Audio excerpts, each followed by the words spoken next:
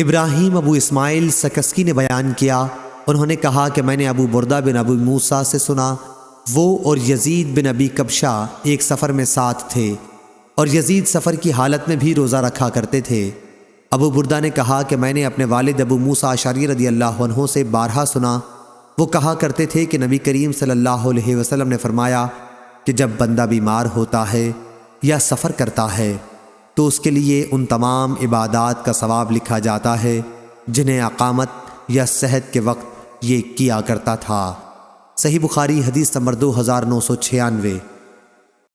محمد بن منقدر نے بیان کیا، کہا کہ میں نے جابر بن عبداللہ رضی اللہ عنہ سے سنا، وہ بیان کرتے تھے کہ نبی کریم صلی اللہ علیہ وسلم نے ایک کام کے لیے غزوہ خندق کے موقع پر صحابہ کو پکارا تو زبیر رضی اللہ عنہ نے اس کے لیے کہا کہ میں حاضر ہوں۔ پھر آپ صلی اللہ علیہ وسلم نے صحابہ کو پکارا اور اس مرتبہ بھی زبیر رضی اللہ عنہ نے اپنے آپ کو پیش کیا۔ آپ صلی اللہ علیہ وسلم نے پھر پکارا اور پھر زبیر رضی اللہ عنہ نے اپنے آپ کو پیش کیا۔ رسول اللہ صلی اللہ علیہ وسلم نے آخر فرمایا کہ ہر نبی کے حواری ہوتے ہیں، میرے حواری زبیر ہیں۔ سفیان نے کہا کہ حواری کے معنی معاون مددگار کے ہیں یا وفادار محرم راز کو حواری کہا گیا ہے۔ صحیح بخاری حدیث نمبر 2997۔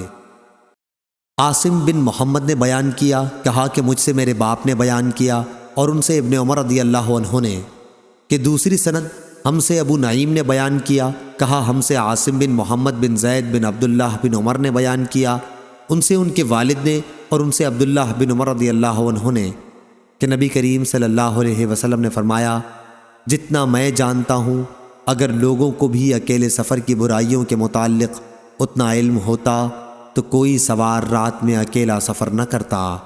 صحیح بخاری حدیث نمبر 2998۔ ہشام نے بیان کیا، انہیں ان کے والد نے خبر دی، انہوں نے بیان کیا کہ اسامہ بن زید رضی اللہ عنہ سے نبی کریم صلی اللہ علیہ وسلم کے حجۃ الوداع کے سفر کی رفتار کے متعلق پوچھا کہ آن حضرت صلی اللہ علیہ وسلم کس کس چال پر چلتے؟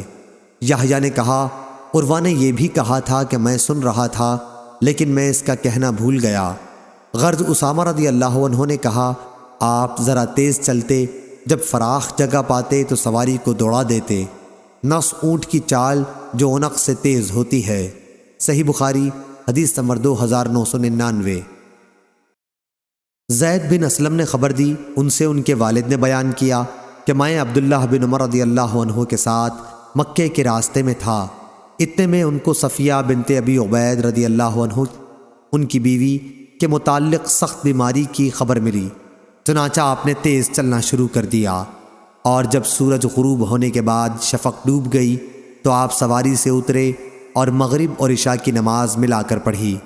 پھر کہا کہ میں نے نبی کریم صلی اللہ علیہ وسلم کو دیکھا کہ جب آپ تیزی کے ساتھ سفر کرنا چاہتے تو مغرب میں تاخیر کر کے دونوں نمازیں مغرب اور عشاء ایک ساتھ ادا فرماتے۔ صحیح بخاری حدیث نمبر 3000۔